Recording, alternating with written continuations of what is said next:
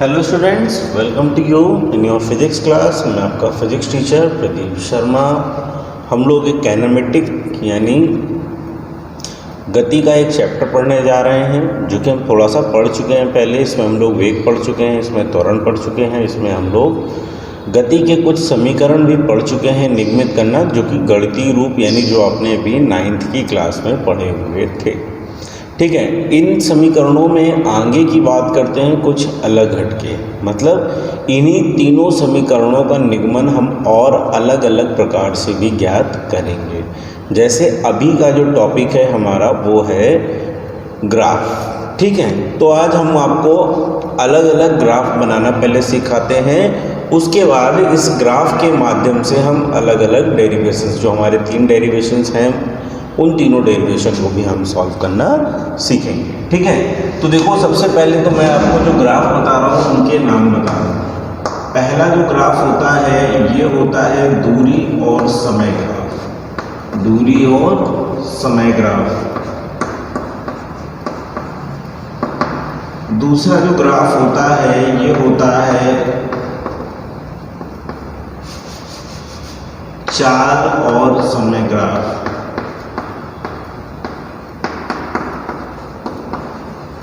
और तीसरा जो होता है इसे हम लोग कहेंगे त्वरण और समय का ग्राफ। ठीक है, यानी हम यहाँ पर कितने ग्राफ की बात करेंगे? 3 अलग अलग प्रकार के ग्राफों के बारे में हम पढ़ना सीखेंगे। जैसे सबसे पहली मैंने आपको बात बता दी है कि अभी आपको मैं जो बताने जा रहा हूँ वो क्या है, दूरी और समय का ग्राफ। इसे हम विस्थापन और समय का ग्राफ भी कह सकते हैं, यहाँ पर कोई दिक्कत की बात नहीं। ठीक है, क्या करते हैं, मान लेते हैं कि हमारे पास एक कण है, ठीक है, और वो कण जितने समय तक ट्रेवल करेगा यानी जितने समय तक चलेगा वो समय हम यहाँ पर प्रदर्शित कर लेंगे t से। ठीक है, और उसी के साथ में यहाँ पर ये जो ऊपर वाली जो लाइन है ये x एक्सिस है और ये y एक्सिस है। तो x एक्सिस हमने फिक्स कर लिया कि ये हमेशा समय के लिए है, यानी ये किसको प्रदर्शित करेगा, समय को प्रदर्शित करेगा, और समय का जो मात्रक हम लेके चलेंगे वो क्या होगा, सेकंड होगा। उसी प्रकार से जो y अक्ष है आपका, ये आपको बता रहा है विस्थापन के बारे में। किसके बारे में बता रहा है? विस्थापन के। और मात्रक आप मीटर ले सकते हैं।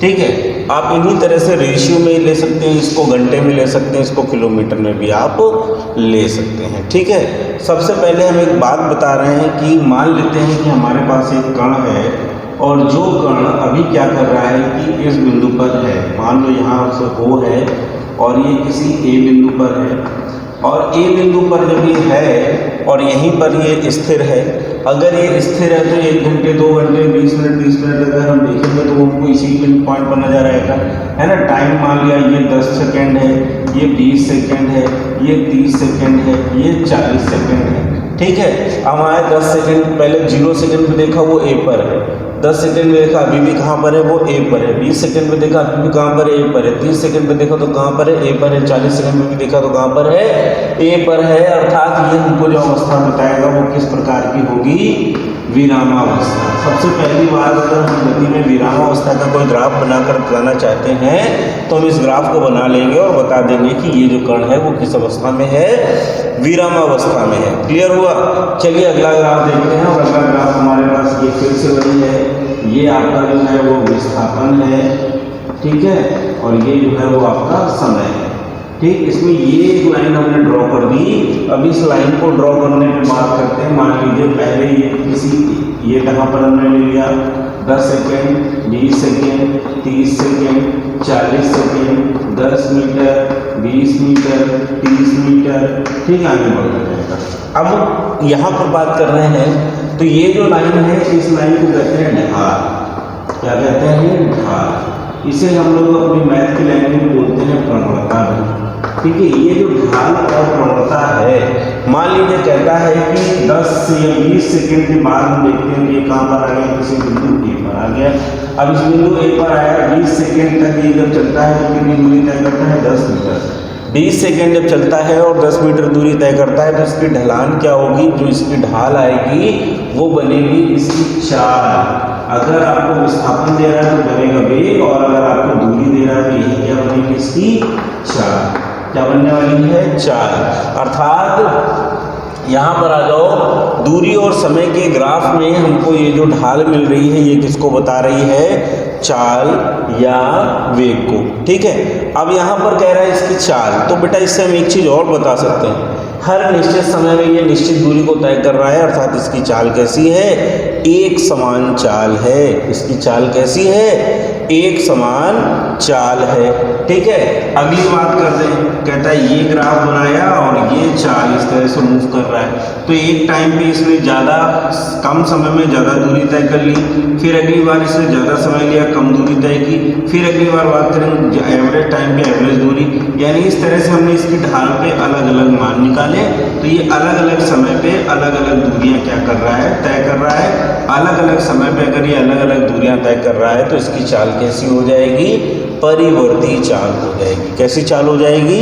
परिवर्ती चाल हो जाएगी। बात समझ में आ रहा है कि नहीं आ रहा है? ठीक, अगली बात एक और करते हैं, ये ग्राफ आपको कभी ऐसे नहीं दिखाएगा। ठीक है, अगर ये ग्राफ आपको ऐसे दिखा रहा है तो हम देख रहे हैं कि मान लो टाइम 0 था तो इसका वेग विस्थापन बहुत ज़्यादा था, जैसे जैसे टाइम बढ़ रहा है वैसे वैसे विस्थापन क्या हो रहा है? कम हो रहा है। अर्थात अगर यहाँ पर बात करें विस्थापन कम हो रहा है तो मतलब इसकी गति जो है वो भी क्या हो रही, धीरे धीरे कम हो रही है। अर्थात इसका विस्थापन किस तरह से काम कर रहा है? ऋणात्मक काम कर रहा है। किस तरह से काम कर रहा है? ऋणात्मक काम कर रहा है और नियत काम कर रहा है। बात समझ में आ गई कि नहीं आई? तो इस तरह से हमने ये सारी कहानियां अभी आपको किसके लिए बताया? दूरी और समय के ग्राफ में, जिसमें क्या निकल कर आएगा हमारे पास? वेग या चाल। क्या निकल के आ रहा है? वेग निकल के आ रहा है या चाल निकल कर आ रही है। ठीक है, चलिए अगली कहानी को देखते हैं, अगले पॉइंट को देखते हैं। तो हमारे पास जो अगला पॉइंट है वो है चाल और समय का ग्राफ। क्या है? चाल और समय का ग्राफ। तो यहाँ पर हमने ले लिया चाल और इसी को हम ले सकते हैं वेग भी। क्या ले सकते हैं? वेग। ये है आपका समय, समय का यूनिट क्या होगा? सेकंड होगा, और वेग का यूनिट क्या होगा? मीटर प्रति सेकंड होगा। सबसे पहले अगर यहाँ पर बात कर रहे हैं तो अगर मान लिया कि भी पॉइंट ए पर है और फिर से वो पुरानी वाली कहानी और ये इसी तरह से लगातार चल रहा है, तो हम इस बार क्या कहेंगे कि इसकी चाल कैसी है? एक नियत है। इसकी चाल कैसी है? एक नियत। भाई 10 सेकंड में देखा तो 40 मीटर प्रति सेकंड, 20 सेकंड बाद देखा 40 मीटर प्रति सेकंड, 30 सेकंड बाद देखा 40 मीटर प्रति सेकंड, और 40 सेकंड बाद देखेंगे तो भी 40 मीटर प्रति सेकंड आ गई। यानी इसकी चाल कैसी है? एक समान चाल है। कैसी है? एक समान चाल है। ठीक है, अब बात कर रहे हैं अगर एक समान चाल है तो इसका त्वरण कितना होगा? तो भैया बता सकते हो ना, एक समान चाल है तो त्वरण क्या होगा? 0 होगा, क्योंकि त्वरण क्या होता है? वेग में परिवर्तन जो होता है उसे हम लोग क्या कहते हैं? त्वरण कहते हैं। ठीक है, चलिए यहाँ पर आते हैं, अगली कहानी ये पढ़ते हैं। और ये मान लीजिए हमने एक लाइन ड्रॉ की जो हमारे लिए काम करेगी यहाँ पर पुनः ढाल का। किसका काम करेगी? ढाल का। तो ये है आपका वेग और ये है आपका समय। ये हमने निकाली इसकी ढाल। ढाल क्या आ गई? पुनः थीटा। तो यहाँ पर जो इसकी ढाल आ रही है वो ढाल किसको प्रदर्शित करेगी? त्वरण को। देखो त्वरण बराबर क्या आ गया? वेग बटे समय। यानी इसकी ढाल यानी प्रवणता जो आ गई वो किसको प्रदर्शित कर रही है? त्वरण को। अब भैया बताओ ये त्वरण कैसा है? या यहाँ पर ये त्वरण कैसा है? एक समान त्वरण है ना, यानी निश्चित समय में निश्चित वेग परिवर्तन होता मिलेगा। तो ये कैसा त्वरण बनाएगा? एक समान त्वरण बनाएगा। ठीक है, फिर वही कहानी कि अगर आप इस तरह से वेग में परिवर्तन करके चलोगे तो ये कैसा हो गया? असमान। कैसा हो गया? असमान त्वरण। और यहाँ पर बात करते हैं तो ये हमारा त्वरण कैसा हो गया? निगेटिव हो जाएगा। कैसा हो जाएगा? निगेटिव हो जाएगा। यानी इसका जो वेग है वो लगातार कम हो रहा है, रिटार्डेशन हो रहा है, यानी मंदन हो रहा है, और मंदन के समय पर इसका वेग लगातार क्या होता जा रहा है? कम होता जा रहा है। एक निश्चित समय में ये पहुँचकर क्या हो जाएगा? 0 भी हो जाएगा। क्लियर हुआ? ठीक है, तो ये हमारे पास क्या है? जो ग्राफ है उस ग्राफ को हम लोगों ने क्या नाम दिया है? चाल या समय ग्राफ, जिसे आप लोग यहाँ पर वेग या समय ग्राफ में क्या कर सकते हैं? बोल सकते हैं। ठीक है, अगली बात जो हम आपको बताने जा रहे हैं वो थोड़ी सी अलग है और ये है त्वरण और समय का ग्राफ। त्वरण और समय का जो ग्राफ है ये भी कुछ अलग है। यहाँ पर बात कर रहे हैं कि ये हमारे पास जो लाइन है ये प्रदर्शित कर रही है त्वरण को, और ये जो लाइन है वो प्रदर्शित कर रही है समय को। ठीक है, इसकी ढाल पे हम ज़्यादा कुछ अभी निकाल नहीं सकते हैं, लेकिन त्वरण और समय का ग्राफ हम क्या कर ले रहे हैं, समझ ले रहे हैं कि इसके त्वरण और समय का ग्राफ किस प्रकार से बनेगा। ठीक है, अब यहाँ पर बात कर रहे हैं तो एक समान त्वरण किसी का नहीं हो सकता है। ठीक है, लेकिन हम मान सकते हैं कि अगर कोई जो वस्तु है या कोई गाड़ी है या कोई व्यक्ति वो लगातार वेग परिवर्तन करके चल रहा है, तो उसमें हम कह सकते हैं उसका त्वरण कैसा है, एक समान त्वरण है। उसका त्वरण कैसा है, एक समान त्वरण है। तो इसके त्वरण के ग्राफ में भी हम यही कहानी पढ़ लेते हैं केवल कि हम एक समान त्वरण किस प्रकार से प्राप्त कर रहे हैं। ठीक है, चलिए कहानी आगे बढ़ाते हैं। तो जिस तरह से हम लोगों ने अभी ग्राफ के बारे में बात की, ग्राफ के बारे में पढ़ा है, तो आज हम उसी ग्राफ के आगे के पहलू के बारे में पढ़ेंगे, यानी ग्राफी निरूपण विधि से हम लोग गति के समीकरण का निगमन करते हैं। ठीक है, तो हम मान लेते हैं कि हमारे पास एक कण है जो t बराबर 0 सेकेंड पर स्मॉल u वेग से चलना प्रारंभ करता है, और जब ये स्मॉल t सेकेंड तक चल लेता है तो ये इसका जो वेग है वो कितना हो जाता है, v हो जाता है। ये किस बिंदु पर आ जाता है, b पर आ जाता है। ठीक है, यानी a से चलना प्रारंभ कर रहा है और ये कहाँ पर आ जाता है, b पर आता है। a से b तक आने में कितना समय लेता है, t, और a से चल रहा था तो इसका प्रारंभिक वेग क्या था, u, और जब t सेकेंड तक चलता है तो इसका वेग क्या हो जाता है, v। ये बेटा जो ग्राफ है, ये ग्राफ है आपका uv ग्राफ। कौन सा ग्राफ है, uv ग्राफ है। ठीक है, क्या करते हैं, सबसे पहले लिखते हैं, यहाँ पर हम ज्ञात करते हैं नंबर फर्स्ट, और लिखेंगे प्रथम समीकरण का निगमन। क्या लिखेंगे, प्रथम समीकरण का निगमन। अब अगर हम यहाँ से प्रथम समीकरण का निगमन करते हैं तो उसके लिए आपको क्या करना पड़ेगा, उसके लिए आपको ज्ञात करना पड़ेगा बिंदु a व b के मध्य त्वरण। ठीक है, तो बिंदु a व b के मध्य जो त्वरण है वो uv ग्राफ का हमें क्या मिलने वाला है, वो हमें इस ग्राफ का मिलेगा ढाल से। ठीक है, क्या निकालेंगे, ठीक, हम निकालेंगे त्रिभुज, या सीधे लिख लो यहाँ पर वेग तथा समय ग्राफ के ढाल से। कहाँ से बात होने वाली है, ढाल से। तो यहाँ पर जो इसका त्वरण आएगा वो होगा ए बी। क्या होगा, ए बी। ठीक है, जो इसका त्वरण आएगा वो होगा ए बी, और ये ढाल ज्ञात करनी इसके लिए होगा लंब। लंब यानी आपको यहाँ पर दिख रहा है b से c की दूरी।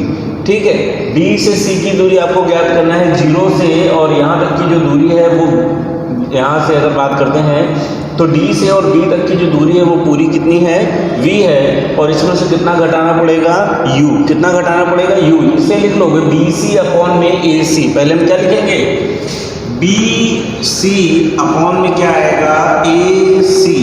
ठीक है, तो ए बी बराबर आएगा, बी सी जो है वो है u माइनस ए, और ए सी कितना है, t। तो ए बी जो है वो हमारे पास त्वरण है, यानी a है, तो a इज इक्वल टू आएगा v माइनस यू अपॉन में आएगा t, यानी v माइनस यू इक्वल आ गया ए टी। u उस तरफ भेज देंगे तो v इज इक्वल टू हो जाएगा u प्लस ए टी। ये आपका क्या है, ये है आपका गति का प्रथम समीकरण। इसे क्या कहेंगे हम लोग, गति का प्रथम समीकरण कहते हैं। फिर से देख लो, प्रथम समीकरण को हम लोग निगमित करते हैं त्वरण के सूत्र से। यहाँ पर आपको जो त्वरण मिलने वाली है वो इस ग्राफ की क्या मिलेगी, ढाल, और इस ग्राफ की जो ढाल है, जो प्रवणता है वो क्या है, ए बी है। A B is equal to क्या आ जाएगा, ए बी का मान आपको ज्ञात करना है, A B is equal to होगा बी सी अपॉन में ए सी। ठीक है, BC का जो मान है वो करेंगे v माइनस यू। जब इतना कर देंगे तो आपको इतने की वैल्यू मिल जाएगी। ठीक है, बात समझ में आ गई कि नहीं आ गई। ठीक है, आप क्या करते हैं, हम यहाँ से प्रूव करते हैं इसका द्वितीय समीकरण। क्या प्रूव करते हैं, द्वितीय समीकरण। तो द्वितीय समीकरण को प्रूव हम चाहे तो यही कर लें, कोई खराब बात नहीं है। नहीं तो इसे आप कॉपी कर लीजिए स्क्रीन पॉज करके, फिर हम लोग अगला समीकरण का निर्माण करते हैं। ठीक है, पॉज कर लिया।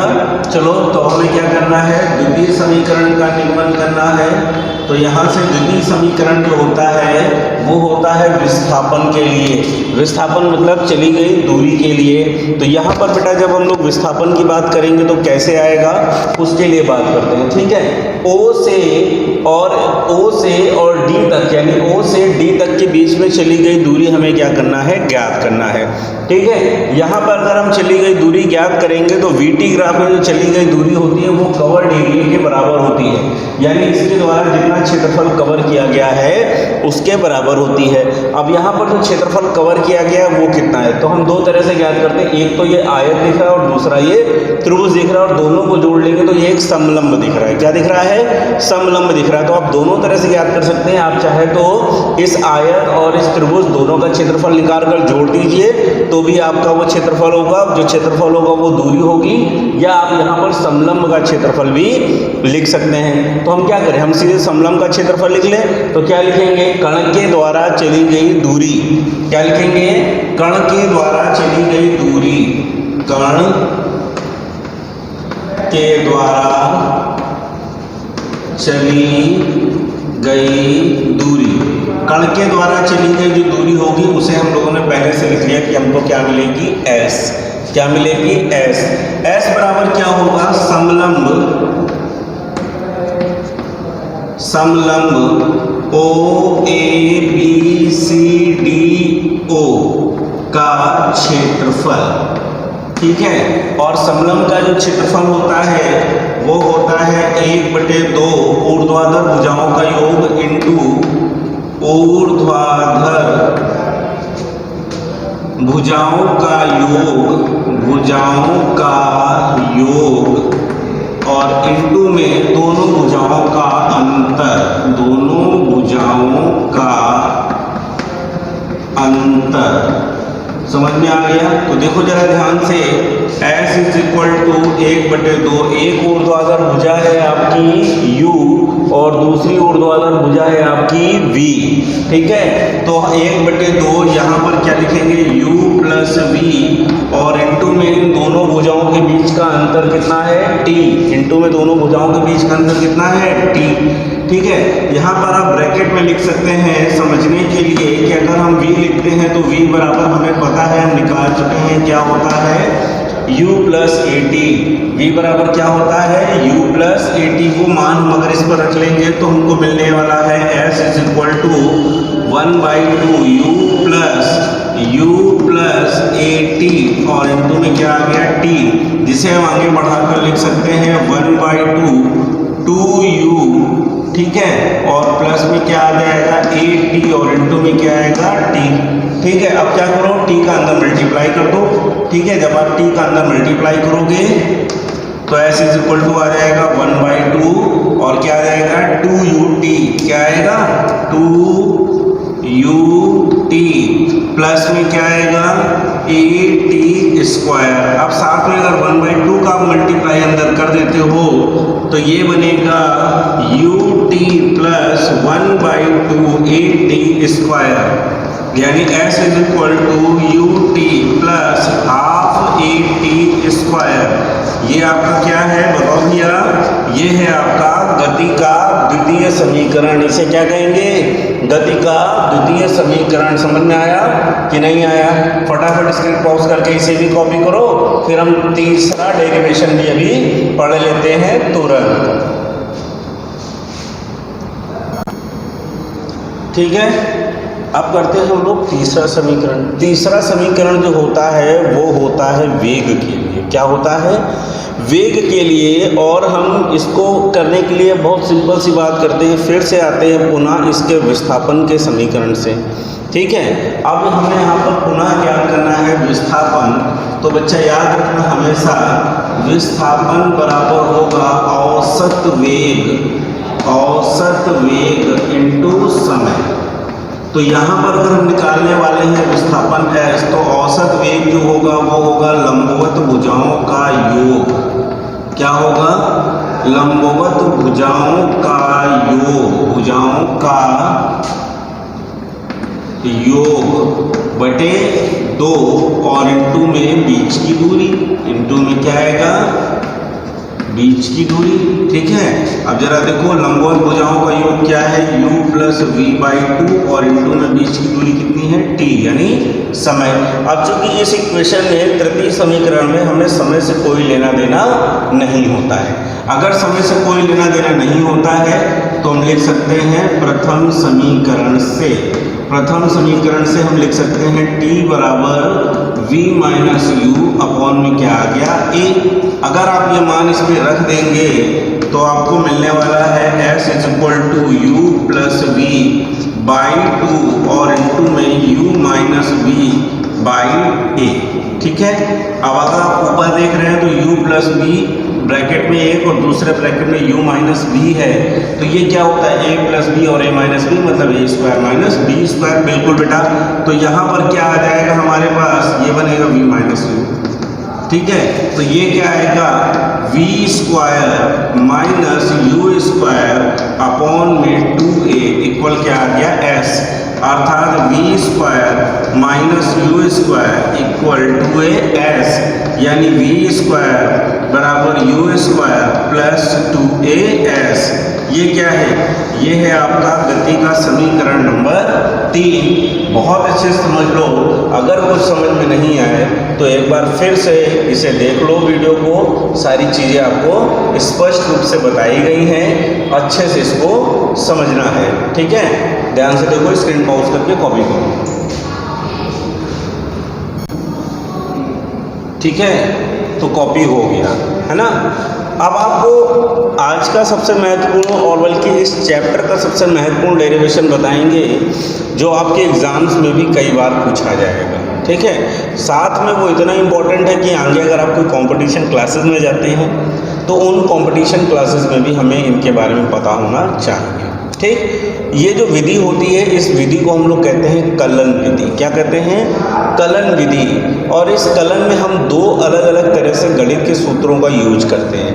पहला होता है अवकलन और दूसरा होता है समाकलन। ठीक है, अवकलन का मतलब क्या होता है, तो अगर आपको किसी का अवकलन करना है तो इसका मतलब है कि जैसे आपको अवकलन करना है x की पावर n, किसका करना है, x की पावर n, x की जगह में लिख लिया a की पावर n का। तो हमेशा याद रखना अवकलन जो होगा वो जो पद दिया होगा उसी के लिए होगा, जिसे हम कहते हैं उसके सापेक्ष होगा। तो यहाँ पर इसका अवकलन करना है तो लिखने का तरीका हो जाएगा अपॉन में dA, क्या हो गया dA, और इंटू में क्या आ जाएगा a की पावर n। तो ये मतलब होता है इसका अवकलन करने का जो सूत्र होता है वो n इंटू में a की पावर n माइनस 1। देखो इसमें पद कम हो रहा है, इसमें जो मान आ रहा है वो कम होकर आ रहा है और इसका लिखने का तरीका आपको सीधे से पता चल गया। इसे हम लिखते हैं x की power n is equal to n into X की पावर n माइनस 1। हमने यहाँ पर आपको a के पद में बताया है तो a की पावर n को हम लिख सकते हैं d upon D A is equal to a की power n is equal to n into a की पावर n माइनस 1। एग्जाम्पल देखते हैं एक छोटा सा, कहता है आपको एग्जाम्पल दिया गया है x की पावर 5 का आपको क्या करना है, अवकलन करना है। तो हम लिखेंगे डी बाई, अब क्या लिखेंगे dx, क्योंकि x का करना है, इंटू में क्या आ गया x की पावर 5 इक्वल क्या आ जाएगा 5 इंटू एक्स की पावर 5 माइनस 1, यानी क्या आ जाएगा 5x की पावर 4। ये आपका क्या है, आंसर है। ये आपका क्या है, आंसर है। सॉरी, इसे बोलते हैं समाकलन। क्या बोलते हैं इसको, समाकलन बोलते हैं। ठीक है, अगली बात करते हैं जिसे हम बोलेंगे यहाँ पर अवकलन। क्या बोलेंगे, अवकलन। अवकलन का मतलब होता है बढ़ाना। जैसे अगर आपसे कहता है x की पावर n का अवकलन करना है तो इसका मतलब हो जाता है इंटीग्रेशन ऑफ x की power n, integration of x की पावर n। ठीक है, और इंटू में अब dx आएगा, वहां पर देखो अपॉन में dx आ रहा था, इसमें इंटू में dx आएगा। ठीक है, तो यहाँ पर बात करते हैं, इसको क्या लिखेंगे, इसको लिखेंगे x की पावर n+1 अपॉन n+1। साथ में अगर कहीं पर मान लो आपको लिमिट दे दी जाती, कहता है इसकी जो लिमिट है x1 से कहाँ तक है, x2 तक है, तो इसी पद को हम कैसे लिख सकते हैं, तब इसी पद में सबसे पहले n+1 क्या है, कांस्टेंट है, ये बाहर आ जाएगा और अंदर बचेगा x की पावर n+1 की लिमिट x1 से कहाँ तक आ गई, x2 तक। ये बोली जाती है लोअर लिमिट और ये बोली जाती है अपर लिमिट। तो ये आ गया 1/n+1 और होता है upper limit minus lower limit, यानी एक बार x की जगह पर आप x2 रखेंगे, पुनः x की जगह पर आप x1 रखेंगे, तो ये हो जाएगा x2 की पावर n+1 माइनस x1 की पावर n+1 आएगा।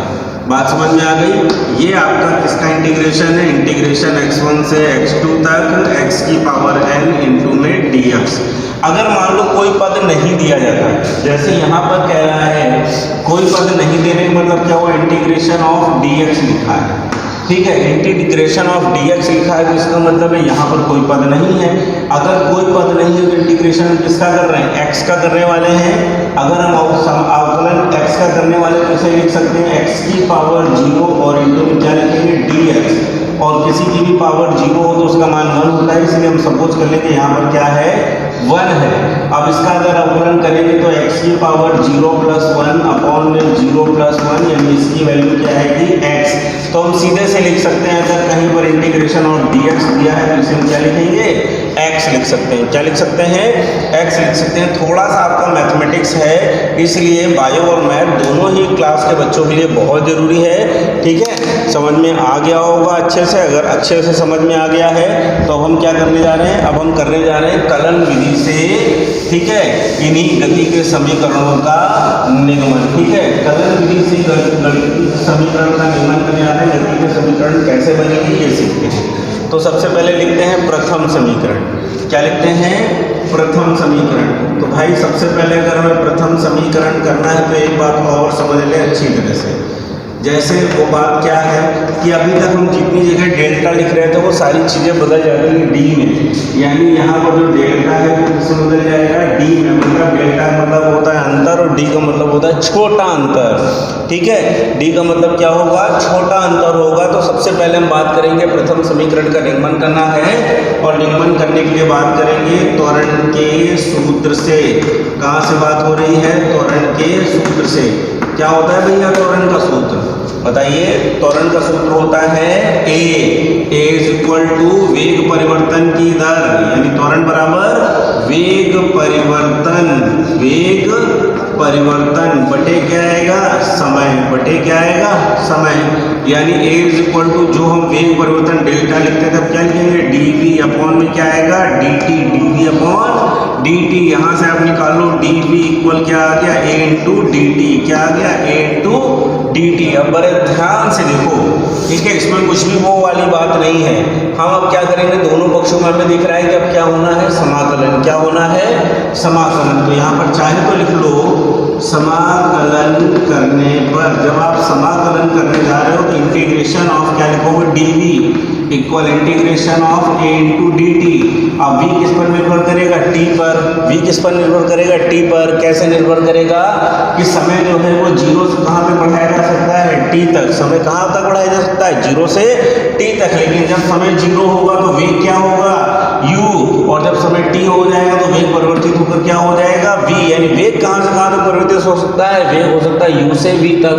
वेग कहाँ से होगा, u से v तक। कब, जब समय होगा 0 से t तक। याद रखो इन बातों को, ठीक है। तो अब देखो इसमें से अवकलन करना, हम क्या करेंगे, एक कांस्टेंट ये कहाँ आ जाएगा, बाहर। तो इंटीग्रेशन u से v तक इंटू में dv इक्वल a बाहर आ गया, इंटीग्रेशन 0 से t तक इंटू में क्या लिखेंगे, dt, ठीक है। अब बताया था वहां पर कि अगर कहीं पर dx लिखा होगा तो वो सीधे क्या बनेगा, x। यहाँ पर dv लिखा है तो ये क्या बनेगा, v, और लिमिट चढ़ा दो कहाँ से, u से v तक इक्वल a। यहाँ पर भी t लिखा है तो क्या आ जाएगा, t, लिमिट चढ़ा दो 0 से t तक।